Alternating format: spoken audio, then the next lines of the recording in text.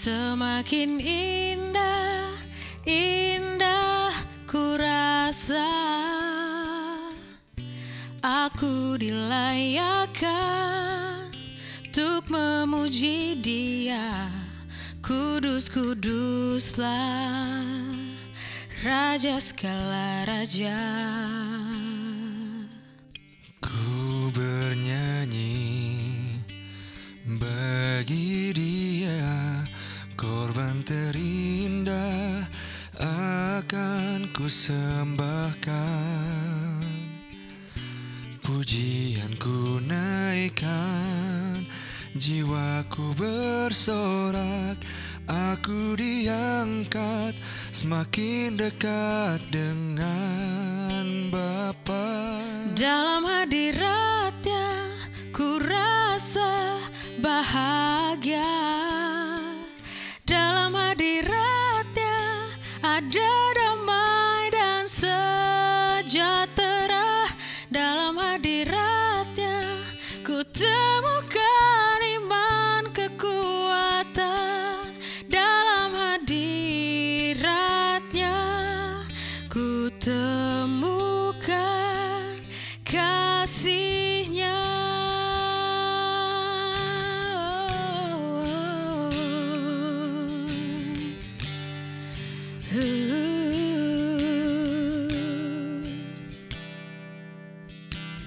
Ku berdiam dekat Bapa, semakin indah, indah ku rasa.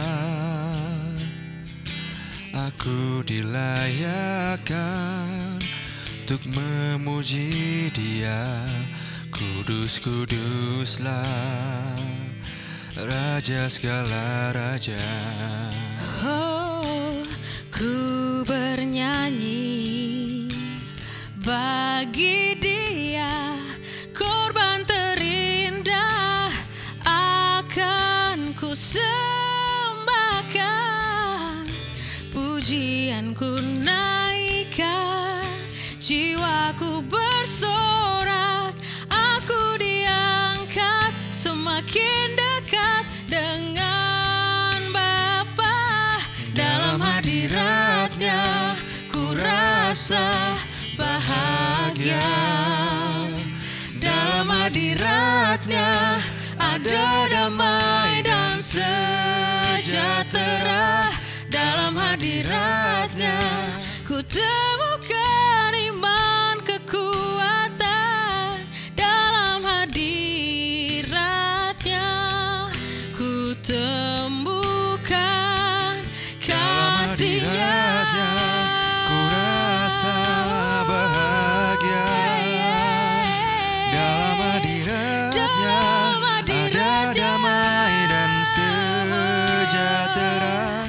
Dalam hadiratnya ku temukan iman kekuatan. Dalam hadiratnya ku temukan. Dalam hadiratnya ku rasakan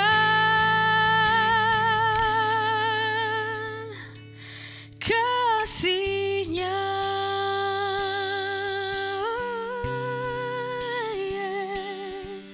Kasih-Mu Tuhan yang ku rasakan dalam hadirat-Mu.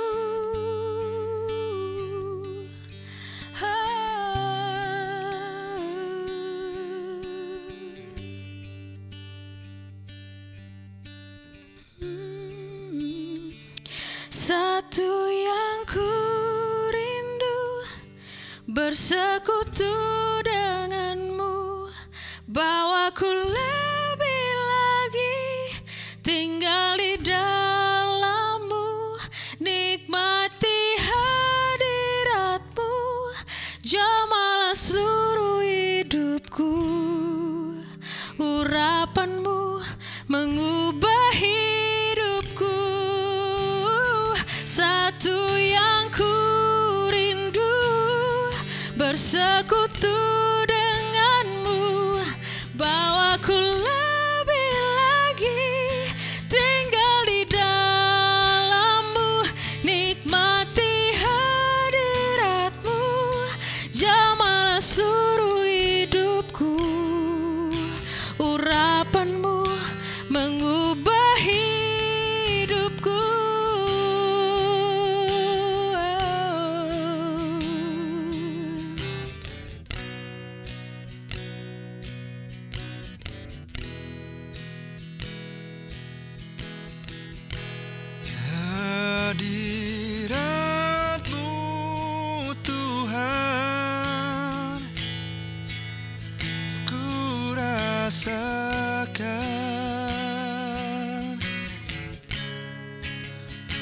kekudusan-Mu Bapa penuhiku.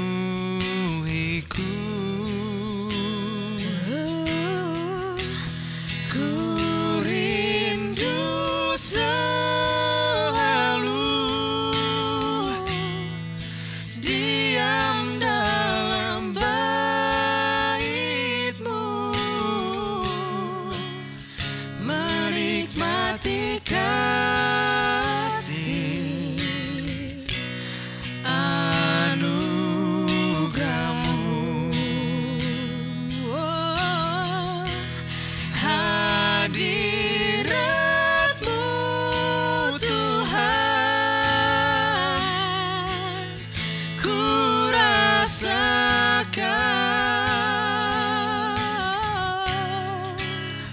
kekudusan-Mu Bapa penuhiku.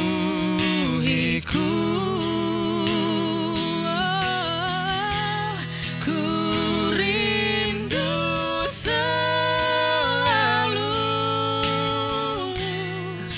diam dalam bait-Mu, menikmati kasih anugerah-Mu.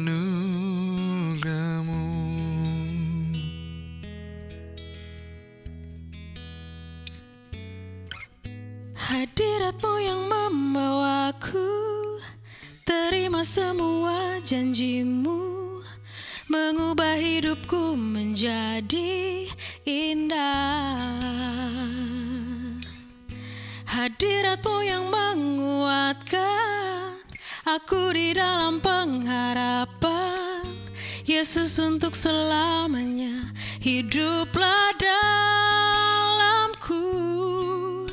Hadirat-Mu yang membawaku, terima semua janji-Mu, mengubah hidupku menjadi indah. Hadirat-Mu yang menguatkan aku di dalam pengharapan. Yesus, untuk selamanya hiduplah dalamku.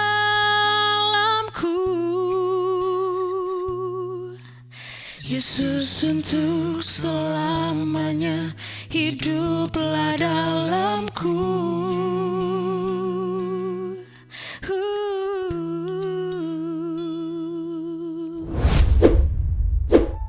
Shalom teman-teman semuanya, selamat datang kembali di acara Open Table.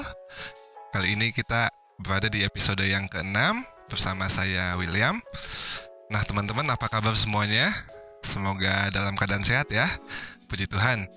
Dan hari ini kita akan membahas mengenai karakteristik iman. Nah teman-teman, banyak orang ketika ditanyai mengenai arti iman, pasti akan menjawab bahwa iman adalah percaya. Nah, tidak salah bukan? Betul, iman bisa disebut sebagai percaya. Namun percaya hanyalah salah satu karakteristik dari iman. Sama halnya ketika misalnya kita ditanyai, apa itu kasih? Dan kemudian kita menjawab, kasih itu sabar. Ya itu tidak salah, kasih itu sabar. Tetapi kesabaran hanyalah salah satu karakteristik dari kasih dari beberapa karakteristik yang lain. Sebagai contoh, kasih itu murah hati, kasih itu tidak sombong dan memegahkan diri, kasih itu percaya segala sesuatu, menutupi segala sesuatu, dan lain sebagainya. Jika ada salah satu karakteristik yang hilang, maka tidak dapat membentuk yang namanya kasih. Nah, kembali lagi kepada iman. Nah, percaya itu hanyalah salah satu karakteristik daripada iman, di mana masih ada karakteristik yang lain. Namun di sini kita bahas percaya terlebih dahulu. Nah, teman-teman, secara sadar ataupun tidak sadar, kita telah memiliki hal-hal yang kita percayai. baik itu kepercayaan yang kita miliki dari kecil ataupun saat ini setelah kita dewasa. Nah, menurut penelitian bahwa 70% dari apa yang kita percaya itu sifatnya self-sabotaging atau kepercayaan yang tidak memberi manfaat bagi kita untuk menikmati kehidupan ini. Itu hal-hal yang sifatnya lebih kepada judgment. Sebagai contoh, secara tidak sadar kita percaya bahwa kita tidak layak menerima kebaikan, atau misalnya kita tidak layak menerima kesembuhan.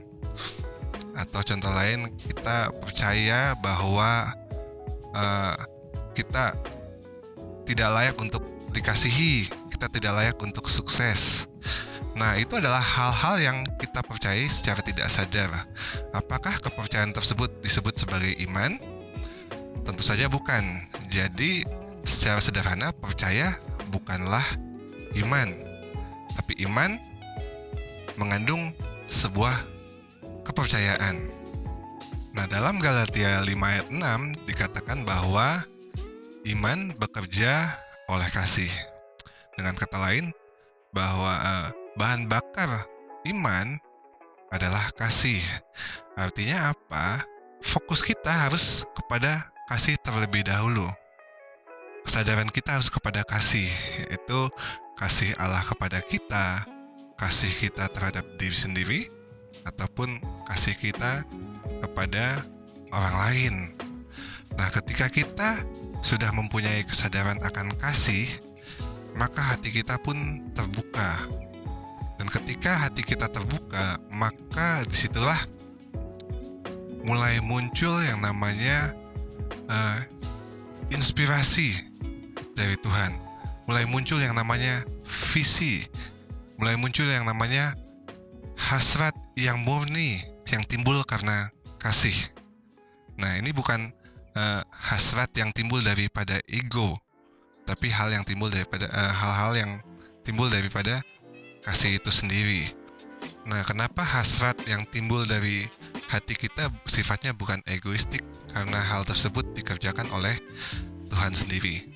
Nah, dan ketika Tuhan meletakkan sebuah visi, meletakkan sebuah hasrat dalam hati kita, Tuhan pun ingin menuntun kita sampai visi tersebut atau hasrat tersebut termanifestasikan.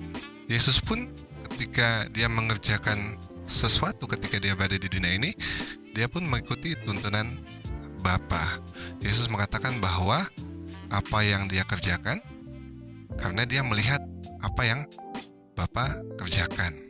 Nah, ketika kita sudah mempunyai kesadaran akan kasih, ketika hati kita sudah terbuka untuk menerima visi, inspirasi, ataupun keinginan, kemudian kita mengikuti tuntunan dari Roh, mengikuti tuntunan Tuhan, maka karakteristik selanjutnya yang timbul adalah percaya.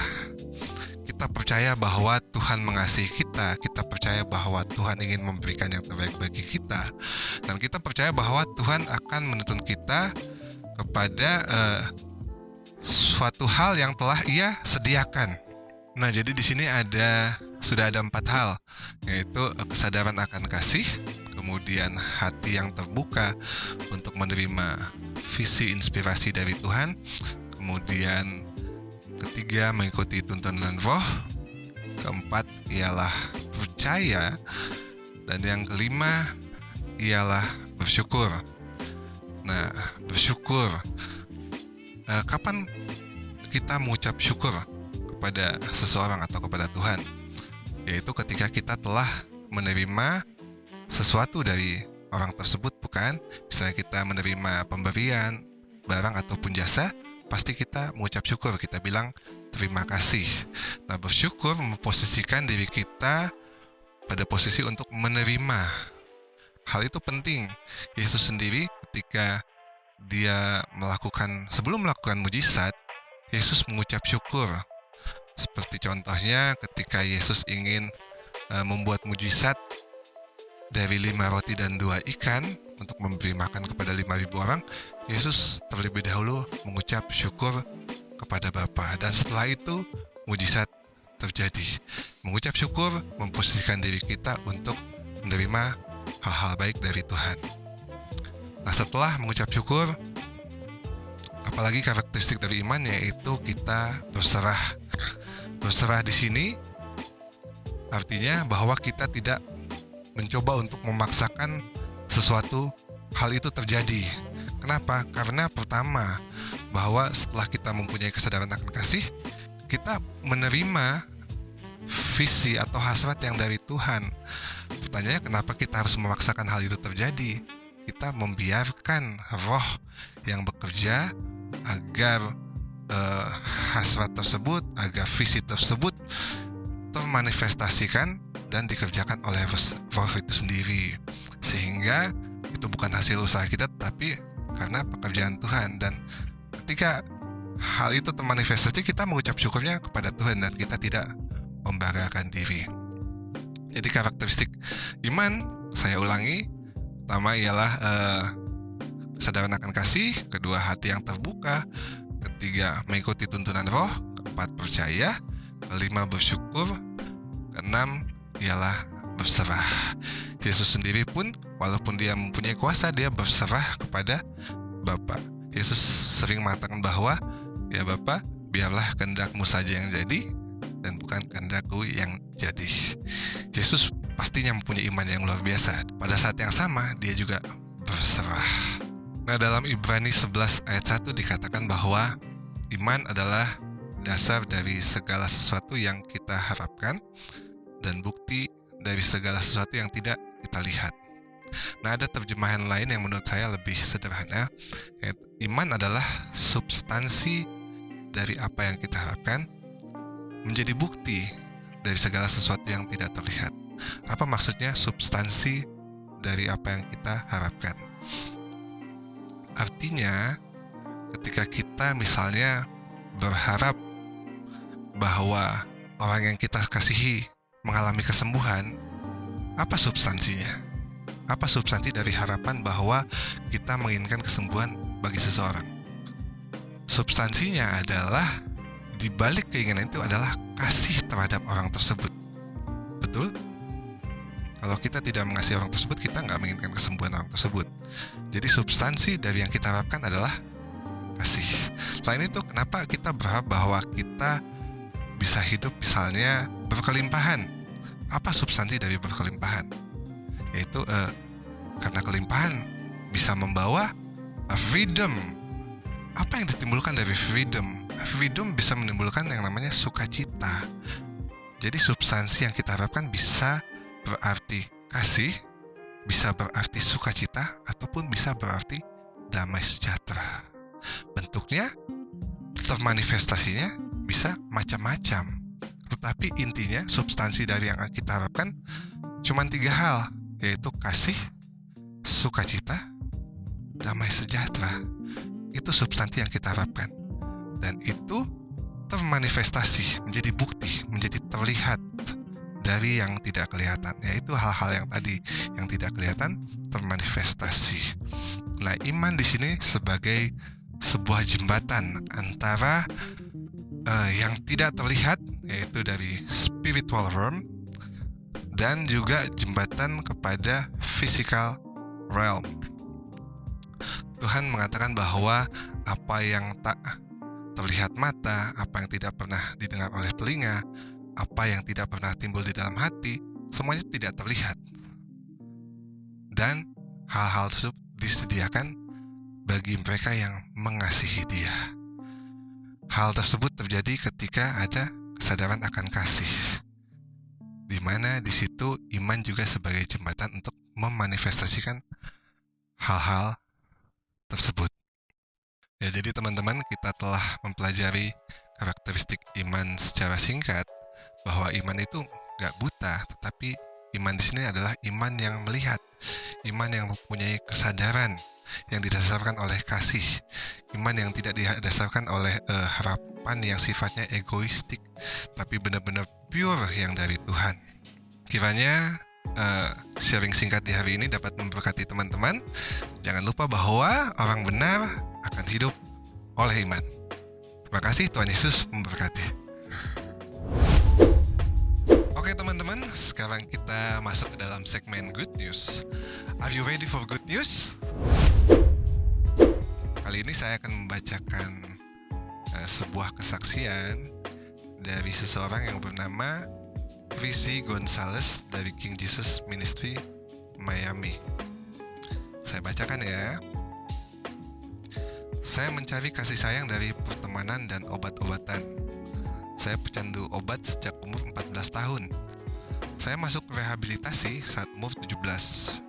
Dan saya ingat saya berdoa setiap hari. Saya tahu Kristus, saya seorang Kristen, tapi saya belum mengenal dan mengalami kuasa supranatural Tuhan. Saya berdoa kepada Tuhan, Tuhan, ketika saya keluar dari rehab, jangan biarkan saya kembali ke kehidupan lama saya. Dan saya ingat di hari yang sama, saya keluar rehab, saya kembali menggunakan obat-obatan. Saya merasa takut kepada Tuhan di hati saya, tapi saya tetap menemukan cara untuk kembali memakai obat-obatan, atau saya menjadi alkoholik, karena saya rasa itu tidak seburuk obat-obatan. Saya merasa hidup saya benar-benar kacau saat saya berusia 18 tahun dan saya tidak memiliki tempat tinggal. Saya pergi ke tukang sihir dan saya ingin dia memberitahu saya sesuatu. Waktu saya ke sana, saya merasa tidak nyaman. Saya tahu Tuhan tidak ingin saya berada di sana. Tukang sihir ini mulai bicara tentang saya dan dia berkata saya memiliki roh yang kuat. Dan dia mulai memberikan kata-kata yang akurat tentang saya. Dia memberitahu bagaimana saya pernah mengalami kekerasan seksual dan bagaimana saya pernah disantet. Saya ingat saya sering teler karena obat dan pergi ke sebuah sudut sendirian sambil berdoa, berbicara kepada Tuhan bahwa saya ingin sekali berubah, namun saya begitu terikat. Saya mengenal seseorang yang disembuhkan Tuhan dari HIV dan dia mengajak saya ke sebuah gereja. Dia mengatakan gereja ini membantu dia mengubahkan dirinya. Saya datang ke gereja dan mengalami kuasa supranatural Tuhan. Pendeta Frank berkhotbah tentang kesembuhan. Saya belum mengalami hal ini, dan saya menyerahkan hidup saya bagi Tuhan. Mentor saya mengajak saya untuk ikut dalam retreat untuk pelepasan, dan saya ingin sekali untuk ikut. Saya tidak akan pernah melupakan hari itu. Disitulah Tuhan melepaskan saya dari kepahitan dan penolakan. Saya jatuh cinta dengan pelayanan pelepasan karena sebelumnya saya tidak tahu ada hal semacam ini. Tahun 2008, saya didiagnosa mengidap herpes, namun Tuhan menyembuhkan saya. Diagnosa medis mengatakan saya tidak akan bisa melahirkan dengan normal. Namun tahun 2015, saya melahirkan anak laki-laki pertama saya dengan normal. Hidup saya diubahkan Tuhan sepenuhnya. Sekarang saya seorang istri, salah satu pemimpin di gereja, pemimpin House of Peace, dan juga seorang mentor. Tuhan mentransformasikan, menyembuhkan, dan melepaskan saya seutuhnya. Haleluya. Wow, kesaksian yang luar biasa teman-teman, dari seorang pecandu obat-obatan dan alkoholik diubahkan menjadi seorang pelayan Tuhan yang luar biasa. Saya percaya bahwa semua itu dimulai dari iman, di mana dasarnya adalah dia sadar akan kasih Tuhan kepada dirinya, dia mulai menyayangi dirinya, dan akhirnya dia dipakai Tuhan luar biasa di luar dari apa yang telah dia pikirkan atau bayangkan. Sekian teman-teman, semoga Open Table kali ini dapat memberkati teman-teman semuanya, dan sampai jumpa di acara Open Table berikutnya. Tuhan Yesus memberkati. Ku cari wajahmu, temukan kasihmu. Kau bukan Tuhan yang jauh dariku.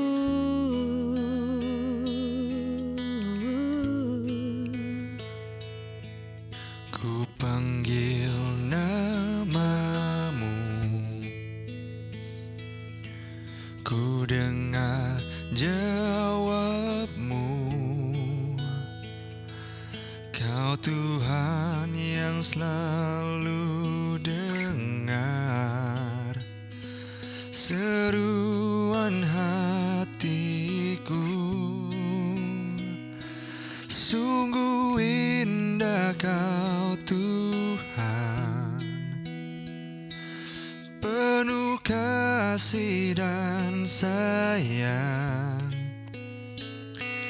Kau tempat penghiburan bagi setiap hati yang terluka. Sungguh indah Kau Tuhan, menara perlindungan. Kau sumber kekuatan bagi semua orang yang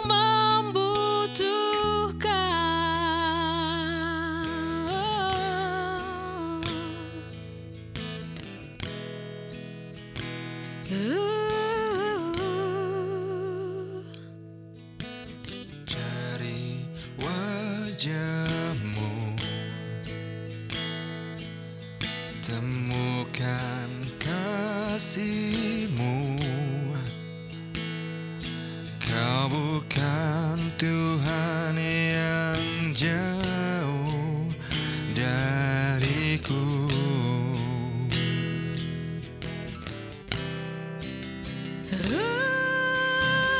Ku panggil namamu, ku dengar jawabmu.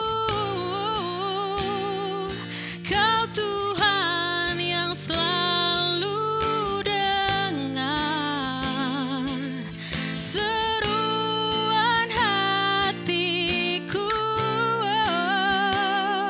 Sungguh indah Kau Tuhan,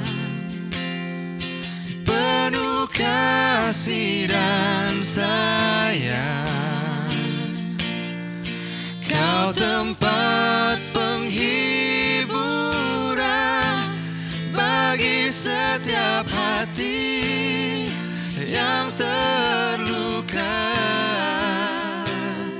Sungguh indah Kau Tuhan, menara perlindungan. Kau sumber kekuatan bagi semua orang yang membutuhkan.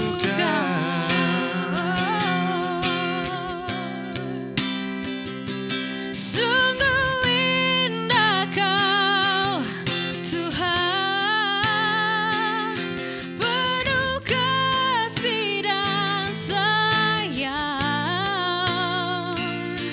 Kau tempat penghiburan bagi setiap hati yang terluka. Sungguh indah Kau Tuhan, menara perlindungan. Kau sumber kekuatan bagi semua orang yang membutuhkan. Sumber kekuatan, Kau sumber kekuatan, sumber kekuatan, sumber kekuatan, sumber kekuatan bagi semua orang